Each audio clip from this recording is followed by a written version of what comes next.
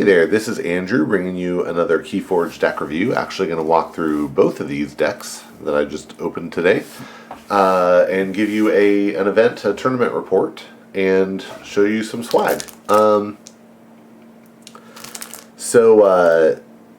Allie and I managed to make it today to a Store Champs up in at Ronin Games in Castro Valley. They did a 2-deck sealed survival, which worked out nicely because we only had 13 people show up. It's a little out of the way, definitely out of the way for us, but it's the first Store Champs that we've even had the chance to get to. So wanted to get out there. We're very excited we got to do it. And you can see I came away with a good haul. I managed to get first. I got my only loss against Allie. My own daughter beat me, and then she and I both managed to push through and get to the top, and had to face each other again in the final matchup, and I managed to win that one. So it was pretty exciting. Here's the the first place mat actually says first here, and the second place one says second, and then the other two, the ones that go to third and fourth place, say top four. So pretty cool stuff. These sleeves, so you can see the rest of the beautiful mat back here. These sleeves are also Bingo Bang Bang, and they go to just the top player. It's really enough to sleeve one deck. I think it's 50 sleeves in there. It seems like the same. These feel the same as the ones from the Vault Tour. So that's going to be 15 there, enough for one deck and to have some spares. Top four also got these lovely acrylic +1 power counters. I'm excited about getting to use those. And top 8 got a deck box. It has Bingo Bang Bang on one side and Might Makes Right on the other. And then everybody at this event got a Bingo Bang Bang chain tracker. So that is very cool and exciting. Yeah, and I would just say, it was my first time being up there at Ronin Games. It was very nice. Smaller store, but really nice people, really nice facilities, and all the people I got to meet there were super cool. Had a couple guys that I knew from my local store make it up there as well as us, and then got to meet Joe, or I don't know if I'm saying his online name right, Choded, I think, who is at least somewhat affiliated with Sanctimonious. He was really great, really encouraging, and he managed to top 4 along with one other guy who was really great to play with, and just everybody was great. So I was really thankful to make it up there. All right. Let's dig into these decks. So I opened these deck lists, I looked at them, and this one, I guess I'll start by saying they don't play super similar. They're actually quite different. The only house they have in common is Logos, and in both of them, Logos does a really good job of just facilitating the other houses doing awesome stuff. So that's kind of what you expect from Logos. It's what you're hoping for, and it was just really great. I looked at them and ended up deciding to go with this one first. It's called Benedict, the Chief of Talonfleur, and it has Mars, Dees, and Logos. And the reason I decided to go with this one first, my theory was I wanted to do the worst of the two decks first and save the better one for later. And I thought this was the worst. I actually am not convinced of that anymore. I think, my loss notwithstanding, I definitely had a misplay in there. Might have been able to drive harder, or might have just been a matchup issue. But I felt like it could have done better than it did, and I actually think this just might be the better of the two decks. And you'll see one of the things that it has against it compared to the other one is fewer amber pips, but it has some just great things that it can do. So, all right, let's jump into it. By the way, kind of cool arc on there with the wings and the rocket feet. Cool stuff, Gotta love those things. All right. So we'll start with the Dees, and we have a Banish, so it has an Amber Pip. Actually, let me like pull this down closer now that we are into the deck review portion here. And so we have a Banish. It gives you an Amber, bonus Amber, and then it says put an enemy creature into your opponent's archives. And by the way, we did have this come up once where my opponent had control of one of my creatures, and Banish was played, and let's see, is that right? What happened?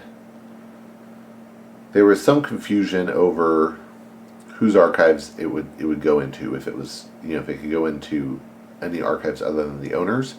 And the TO, the judge at the event, ruled that it would go into the owner's archives in that case. And I'm not 100% confident that that's how FFG would rule on this one. But anyway, it was fine. It didn't really matter much at the time. But anyway, interesting question, I guess. And we have 3 of these in here. And normally, I'm not a huge fan of Banish because I'd rather just kill stuff outright. We'll see later. I actually think the Banish is really good in this deck. Obviously, it's not nice when your opponent has good play abilities, but specifically here, I think it worked out. So we'll come back to that idea. But 3 Banish, that's actually pretty decent board control, and every time you do one, you're getting Amber. Binding Irons gives your opponent 3 chains. That's all it does. I'd almost always, I'd rather have another Banish instead of this. I don't love Binding Irons. You're gonna, if you're not playing Chainbound or Adaptive or something, you're gonna end up giving your opponent 3 fewer draws over the course of the game because of this, and I just don't think it matters enough. Okay, Coal of the Week, really nice with the Banishes. Gain an Amber, you destroy the least powerful enemy creature. So with that and the 3 Banishes, you have, you can banish even potentially a smaller thing, and then Coal of the Week a bigger thing, or, however, you can control what's happening a little more with this setup. Dust Imp, 2 power imp with destroyed gain 2. It's pretty good. It's really, actually, it's a very good Amber generation card. A lot of people will try to kill it as soon as they possibly can. I'll usually, if I have it on a D's turn and I don't feel the need to fight and kill something, I'd rather reap and just get the 1 Amber than bash it into something, unless I have a really good reason why I'm throwing it into something. Obviously, if you can trade it for a high value, for a Sutterkin or something like that, that's a great deal. But on its own, if I'm going to throw it into a Ganger Chieftain or something, and the Ganger Chieftain's still going to be there, I might as well just reap and then trust that it's going to get destroyed later. I have a different way of thinking about that than a lot of people, though, I think. Yerk, 4 power demon, and after you play it, you choose and discard a card from your hand. This is the only Yerk we have in here. It's really good filtering. You get to pick the worst card in your hand and not have it anymore. That's pretty fantastic. Anguish, 6 power demon. For each damage on Anguish, your opponent's keys cost +1. I didn't get a lot of value out of this game, I think mostly because I don't have a lot of ways to plink my own creature here. And in the games I was playing, I ended up having almost too much other board control to where this didn't matter. But this can be nice if your opponent is also racing and you can plink it for some damage. I did have one game where it mattered. I got 1 damage onto it. And yeah, it kept my opponent off of forging for a turn, and definitely slowed them down in that regard. So I think that was pretty good. It just didn't have a huge amount of game impact. It's also a bigger creature among a lot of smaller creatures, so that can be good. Bloodshard Imp is a 2 power imp. It says after a creature reaps, its controller must sacrifice it. I'll tell you, you'll see later, I have enough good reap abilities in this deck that a lot of times I ended up pitching this because I didn't want it down for my next turn. If your opponent has some board control, this can be a good option to throw on the board because they're going to have to deal with it before they reap, so it'll slow them down some. But if I'm ahead on board control, I might just want to discard this so I don't have to worry about it. Soulkeeper is an upgrade. It gives the creature it's attached to destroy the most powerful enemy creature, and it has an amber pip. This came up in the game today, or in a couple games. If this is on a creature and that creature changes controller, it goes over to the other person's battle line. The upgrade is still owned by the person who is still controlled by the person who played it. So let's say my opponent, let's say I put Soulkeeper on my Bloodshard Imp, and then my opponent uses Collar of Subordination to bring my Bloodshard Imp over to their side. Well, when the Bloodshard Imp dies, Soulkeeper will still destroy one of my opponent's creatures. Actually, that's not true. That's not true. It didn't. I don't think it ended up mattering, but that's wrong. That's actually wrong. Soulkeeper gives the creature that ability, so the creature's going to give that ability to whoever controls the creature. Meaning, if you had a creature with Soulkeeper on it and it got Collar of Subordination, when it dies, it's the creature that says destroy the most powerful enemy creature. So while the ice do still control the Soulkeeper, the ability is on the creature, and so it's the creature's enemy it applies to. So anyway, I don't think that mattered, but in hindsight, that was actually ruled a little wrong. When we discussed it, I don't even know that it popped in that game, but we did have a question about it. Nefru is a 4-power demon who says each time a creature is destroyed, its owner gains an amber. Importantly, it says owner, not controller. So again, that means if control of a creature changes, then when the creature is destroyed and Nefru's on the board, it is the owner, not the controller of the creature, who gets an amber. This is actually why I'm really glad I have the banishes in here, because having Nefer on the board, it's kind of, you want to be careful. You don't want to be destroying too many enemy creatures, or you get into this situation where you're giving them amber. But banish allows you to get the creatures out of the way without triggering that ability, because they're not destroyed, they're just put into their owner's archives. So that can be quite good. Wretched Doll is probably the worst card in this deck. It is an artifact and an item. When you exhaust it, if there is a Doom counter in play, you destroy all creatures with Doom counters. Otherwise, you put a Doom counter on a creature. And it's just, it's a very slow way to kill something. So it had almost no game impact. I'll tell you later how it did come in handy a couple times in an odd way, in an offhand way. But I'll mention that later when the appropriate card comes out. So yeah, that's the D setup. Let me move on to the logos here. This is a little sad. We have 2 Cutthroat Researches. It's not my favorite card. It gains you an amber, and then you steal 2 if your opponent has 8 or more. That did happen in the game I lost. But yeah, it's kind of a feel-bad card in that sense, because you are... If it's useful to you, you're probably losing. But I will say, if you have an Anguish out with damage on it, then it could be good enough. It could keep an opponent off of forging. And this deck cycles fast enough that if you get the Anguish on the board with damage, there's a good chance you'll also end up with a Cutthroat Research round. So unless the opponent kills the Anguish pretty quickly, you have a good chance of being able to use it. Now, these are real stars of this deck, the Helper Bots.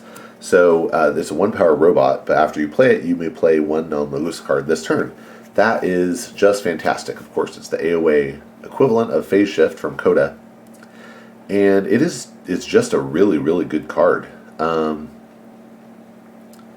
it helps move through the deck quite quickly. It means that on a Logos turn, I can drop some cards, including a Helper Bot, and then also play a Banish, or also drop a Bloodshard Imp, or something like that. It's a great way to just keep the deck moving very quickly. Yeah, fantastic card. Lab Work gains an amber, archives a card. Nothing to complain about there. Library of Babel, it's an artifact and a location. When you exhaust it, you draw a card. We have 2 of those in here. I wouldn't want more, but 2's okay. I felt like I got use out of them, and I think partially because of the Helper Bots. Honestly, I wanted to go Logos often enough that I drew with these things. And then, often got to draw some stuff, play Helper Bot, play one of the cards I'd drawn. It was a pretty good deal. Professor Sutterkin is a big threat. He's a 2-power human scientist, so easy to kill, but if he reaps, he draws a card for each friendly Logos creature.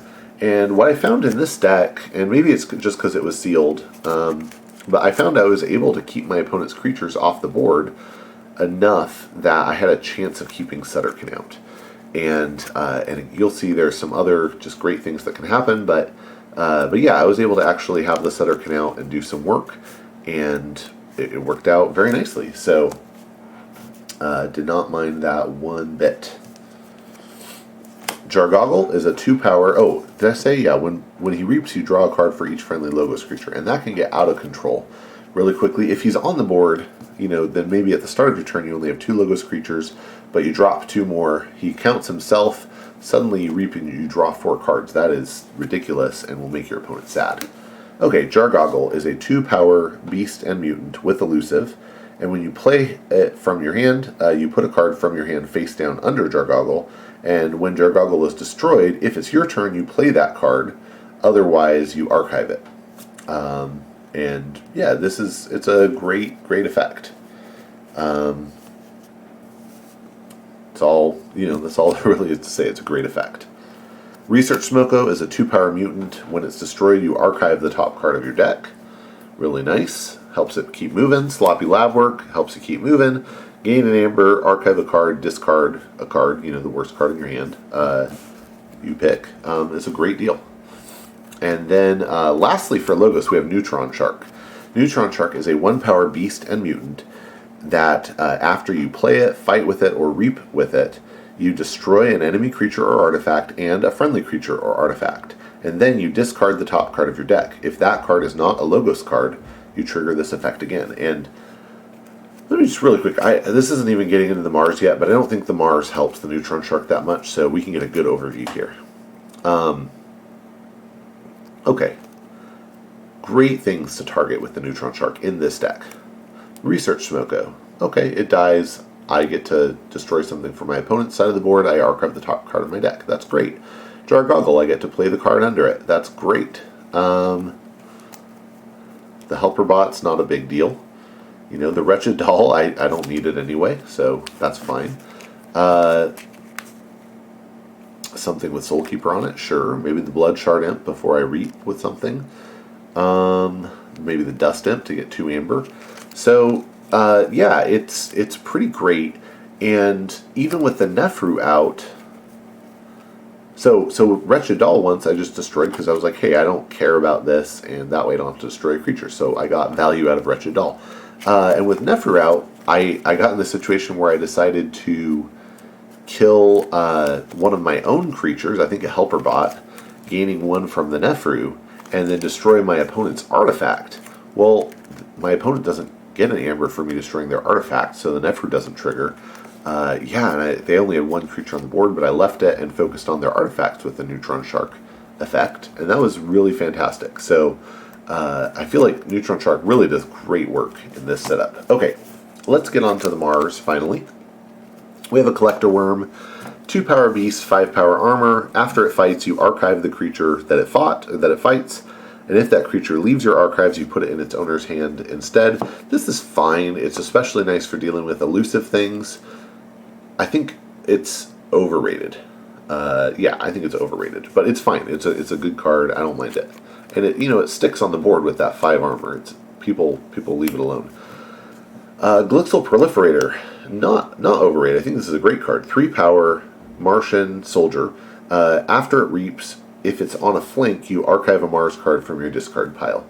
That's a great effect. You'll see some other Mars cards that we have come out, but yeah, it's a really, really nice effect. So I love when I can get that to work. Ixixli Fixfinger is a 2-power Martian scientist with 2 armor and elusive, and it gives other Martian creatures +1 armor. That applies to your opponent's Martian creatures too, so just keep an eye out for that. And the other thing that people, of course, get confused about is when it says Martian creature, it's talking about this trait Martian, not the fact that it is a Mars card. So you have to look for that Martian trait. Mother Gun is an artifact and weapon. It can exhaust, and then you reveal any number of Mars cards from your hand. You deal damage to a creature equal to the number of Mars cards you revealed that way. And this is really our one main way here. I guess we have one other coming up, but this is really the main way that we might plink damage onto the Anguish, is with this on a Mars turn. So a little silly there, but can be used to good effect. Tixel Beambuckler is a 4-power Martian scientist with 1 armor, and when you play it, or after you play it from your hand, it deals you deal 2 damage to a creature and move it to either flank of its controller's battle line. That can be quite a nice effect. The Thyma Think Drone is a 3-power Martian scientist. After it reaps, you may archive a friendly creature or artifact from play. There aren't a ton of amazing abilities in here to do that with, although the Helper Bot, the Neutron Shark, we don't have ZYX in this one. What else? That's really it.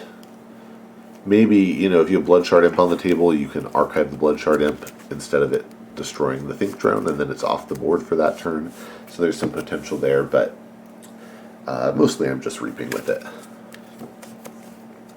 Xanthix Harvester is a 3-power beast. It can't be used while it has a non-Mars neighbor, but after it reaps it gains 1, meaning you get 2 from the reap instead of 1, which is really fantastic. Zizix Shockworm is a 3-power Martian soldier with an armor, and after an enemy creature reaps, you stun it. That's a pretty nice slowdown effect for your opponent. Hypnobeam. Okay, so we're toward the end here. We're almost into where this deck gets, I think, really insane. So Hypnobeam, you play it and you gain control of an enemy creature. That is pretty good. Normally, this is best if your opponent has maybe Mars, or has at least share some houses with you, because that way you can get some value out of the creature. Or maybe sometimes you can get a creature with a constant effect that is going to be really beneficial for you. Here's where it gets really insane. Oh wait, sorry, almost. We do have an Uxlix the Zookeeper here. It's a 2-power Martian scientist with elusive, and after it reaps, you put an enemy creature into your archives, and if that creature leaves your archives, it is put into its owner's hand instead. Okay, here the last 2 cards. They're the same card, and I want you to think what could just make all of this stupid? Because that's what I'm about to show you. These 2 cards, they just make everything else you just saw stupid. Okay? Yeah, it's Brainstem Antenna. Why? Okay, so this is an upgrade, and it gives the creature, after you play a Mars creature, ready this creature, and for the remainder of the turn, it belongs to House Mars. Okay. Well, that means that, let's say you have these 4 cards in your hand, and your opponent has, just a creature.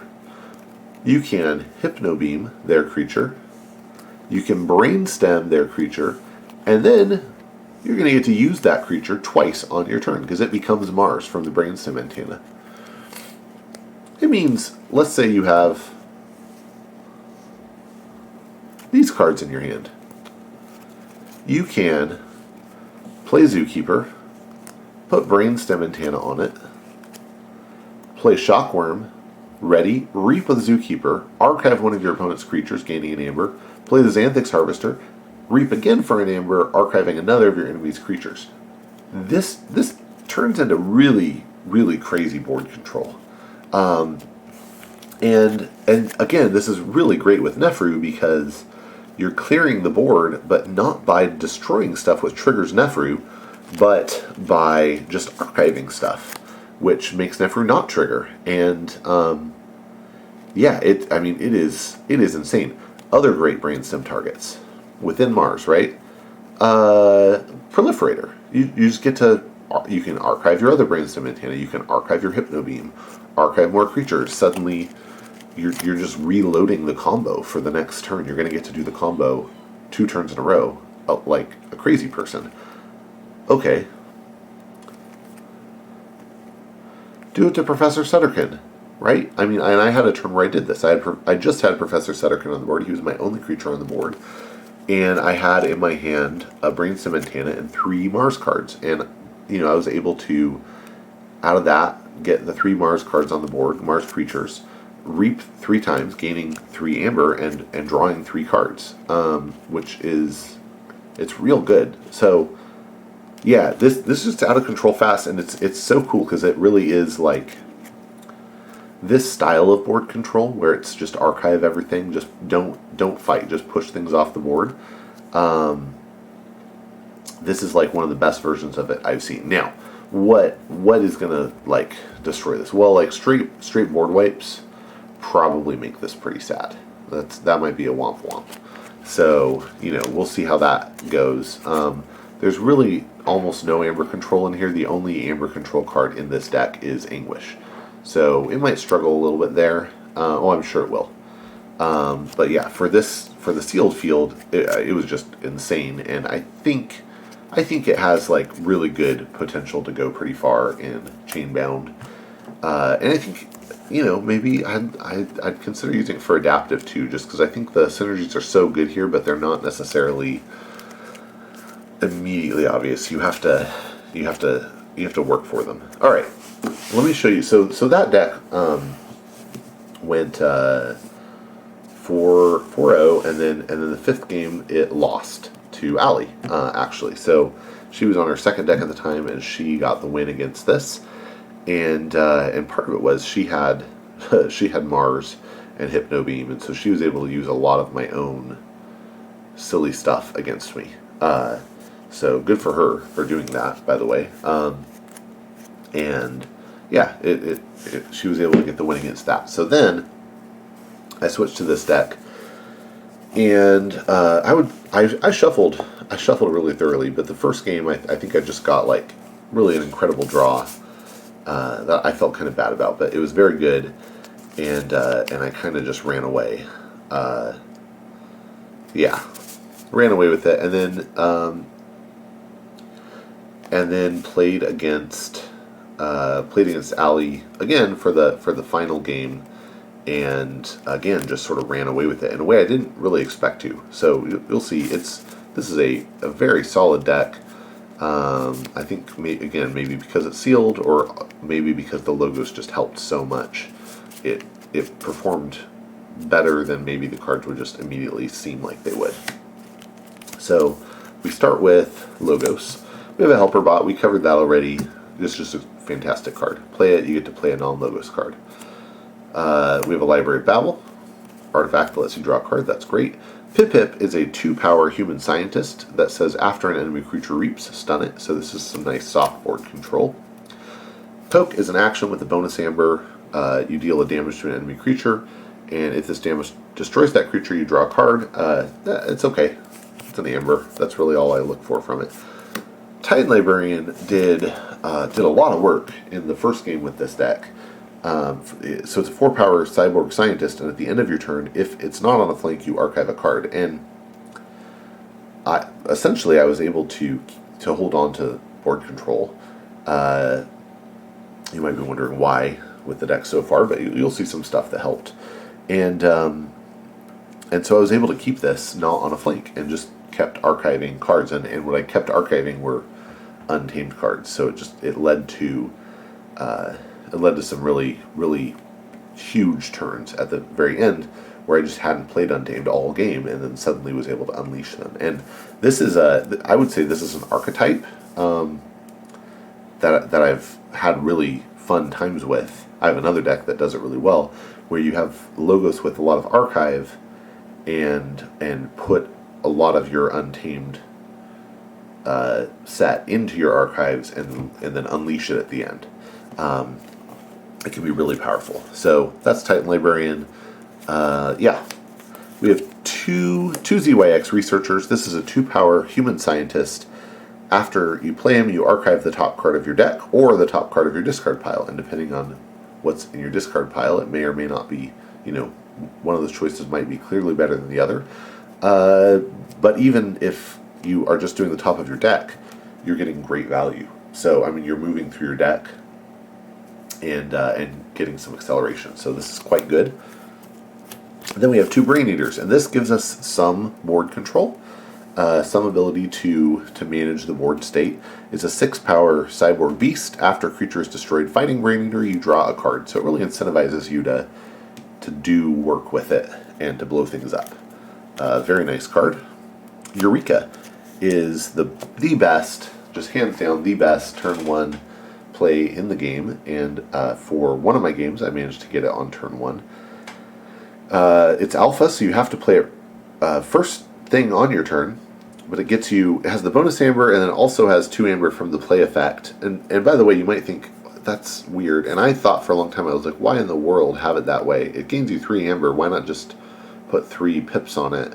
But now that we've seen anomalies from Worlds Collide that have the graft feature, the graft mechanic, it makes a lot more sense, because this will actually trigger on that. So anyway, it makes more sense. Anyway, so when you play it, after you play it, you gain 2 amber and you archive 2 random cards from your hand. Really great for turn 1, and can be great later too. So great for just open up space in your hand. We have a sloppy lab work here. Gain an amber, archive a card, discard a card. Fantastic. Osmo Martianologist he's fine sometimes. It's a 2-power human scientist with elusive, and after it fights or reaps, you heal 3 damage for a Mars creature or stun a Mars creature. So he really is, since we don't have Mars here, he's really only effective if we're playing against Mars. But yeah, it's still fine to just reap. All right, so yeah, this is really really nice, solid AOA logos where we're getting amber and we are moving through our deck. That's the whole point of this, and it's good. It's a good version of it, so I'm happy. Let's look at shadows. We have Bad Penny. I'm not a huge fan, but we only have one of them in here. Bad Penny is a 1-power human thief. When she's destroyed, you return her to your hand. And yeah, there's some stuff in here that combos okay with the Bad Penny, so I really don't mind. And when you're done, you can always discard the Bad Penny. So we have 2 copies of Life for a Life. It's an action with a bonus amber. You sacrifice a creature to deal 6 damage to a creature.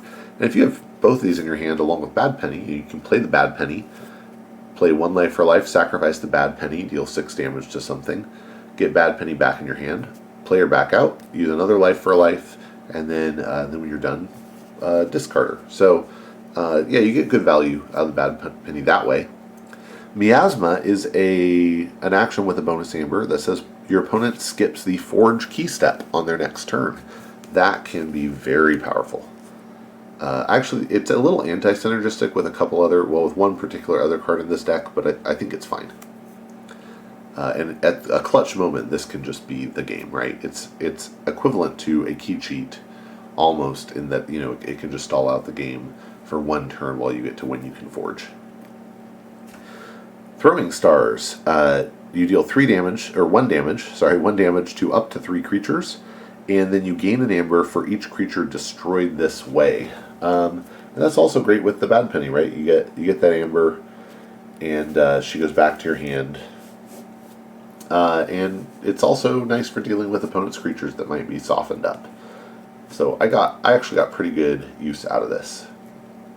Umbra is a 2-power elf thief with skirmish. After Umbra fights, you steal an amber. We have 2 Yancey gangs. These are all kind of slow steals, and that's probably the biggest weakness in the Shadow set here, is it's rather slow steals. There's no quick steal. Of course, if you keep some board control, stealing with the Umbra is great, stealing with the Yancey is great, so it can be quite good. You just have to be aware, you might have to really work for it. Lights Out gives us some more. Oh, and Yancey game, of course, 5-power Elf Thief, action, steal 1. Lights Out gives us a little board control in our shadows. Gain an amber and return 2 enemy creatures to their owner's hand. Really nice. Redlock is a 3-power Elf Thief with skirmish, and at the end of your turn, if you do not play any creatures this turn, you gain an amber. Never really happy to see this card, but it's fine. It's not bad. It's just not great. Special Delivery is an artifact with a bonus amber. Has Omni. You sacrifice it to deal 3 damage to a flanked creature, and if this damage destroys that creature, you purge it. In the first game with this deck, I used this on a Ronnie Wristclocks and was very happy about that. and the second one I used throwing stars to soften up a charrette and then purged it, and was very happy about that. So can get good mileage, very good mileage out of this. It's a great card. And then lastly in Shadows we have Guard Disguise. A little hard to pull off. It's an artifact, an item, and it can exhaust to sacrifice itself, and if your opponent has 3 or fewer amber, you steal 3. So really timing issue there, but I did use it in my second game to steal 2, which felt quite good. And if you have other things to do, so I ended up in that case stealing 2, dropping Special Delivery on the board, dropping Yancey Gang on the board, so it worked out pretty nicely. It's a big timing deal. All right. So lastly, let's look at the Untamed, and I think this is really where the power is in this deck. We have a Glimmer. It's a 1-power fairy with alpha, and after you play it, you return a card from your discard pile to your hand. That can be really powerful for getting some of these cards back, like a Miasma or a Lights Out even. Maybe that Eureka. Maybe really probably one of these other Untamed cards that we're going to see. But there's some Helper Bot. Definitely got that back with the Glimmer once. Great things to potentially target here. Key Charge. Yeah, of course. Key Charge makes you lose an amber, but if you do, you may forge a key at current cost. It's strong. It's really good. And if you're worried about shadows, it's extra good. Being able to glimmer it back is even gooder. Marmo Swarm is a 2-power beast that gives you +1 power for each amber in your pool. That's okay. Persistence Hunting gains you an amber, you choose a house, and you exhaust each enemy creature of the chosen house. That's pretty cool. Good soft board control. Regrowth gives you an amber, and you return a creature from your discard pile to your hand. I always like to point this out. If you have a Glimmer and there's a Regrowth in your discard pile, instead of glimmering a creature, glimmer the Regrowth and get that extra amber when you get the creature back. Of course, if you wanted an artifact or something, that's different. Song of Spring gives you an amber and lets you shuffle any number of friendly untamed creatures from your hand, discard pile, or battle line back into your deck.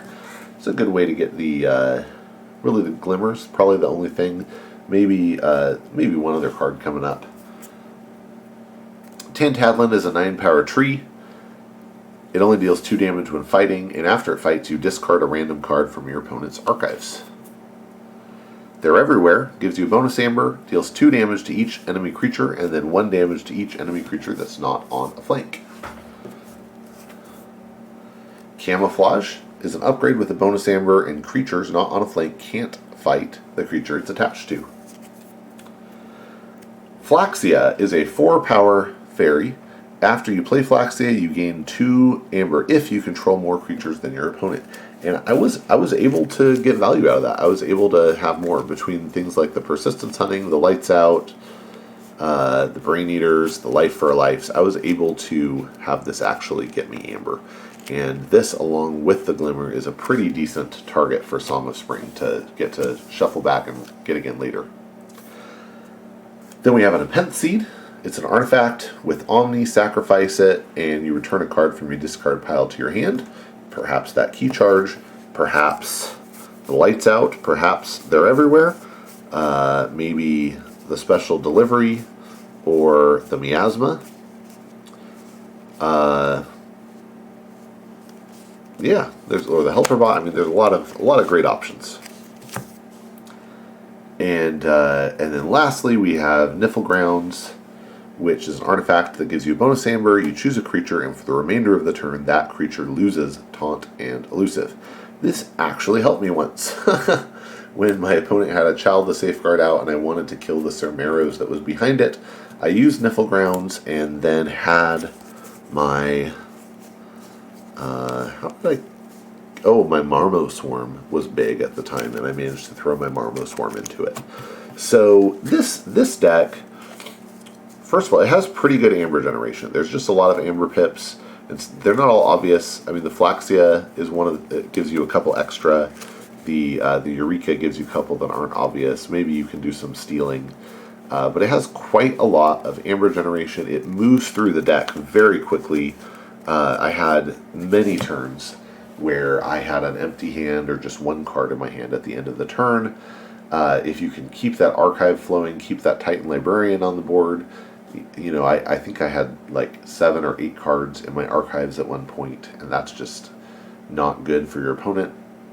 So you move through things very quickly, and then can forge, can use key charge multiple times in the same game, up to 3 times. Well, theoretically up to 4, but I'm just going to say 3. I'm just going to count the key charge for 1, the glimmer for 1, and then the Nepenthe Seed for 1. We could regrowth the glimmer potentially, but that's slow. So we'll just say 3 times in the same game, and that's strong. I mean, getting to do that is very good. So, or in the same shuffle rather. So yeah, it's just fast and had a little bit of amber control, just enough board control, and the games were not long, but they were very fun, and felt like pretty interactive. There's a good amount of back and forth going on, and yeah, I had a great time. So if anybody who I played against happens to watch this, then just thank you so much for being there and being awesome. Congrats to everybody, and I thought everybody played well that I interacted with. Certainly, everybody was nice. And yeah, it was just great all around. And I think even more than being happy, like I'm thrilled that I got the chance to win. That was super fun. But as a dad, getting to see my daughter get her second place and really earn it. I mean, I don't think anybody was going easy on her, and she just soldiered through and did a fantastic job. Her decks and mine were all good, but nothing like out there. Nothing. I think Joe commented to me that there was just nothing that was super insane. So it was all just pretty reasonable stuff. Played well, and I think everybody had a good time. So thanks very much. Thank you to Mike, the TO and judge for the event, and thank you to Ronin Games for putting it on, and of course to Brad and Alex and the rest of the cast at FFG who have made and are supporting a great game in great ways. So thanks, and thank you for watching. I really appreciate you, and hope you enjoyed this as much as I enjoyed making it. And until next time, get out there and forge some keys.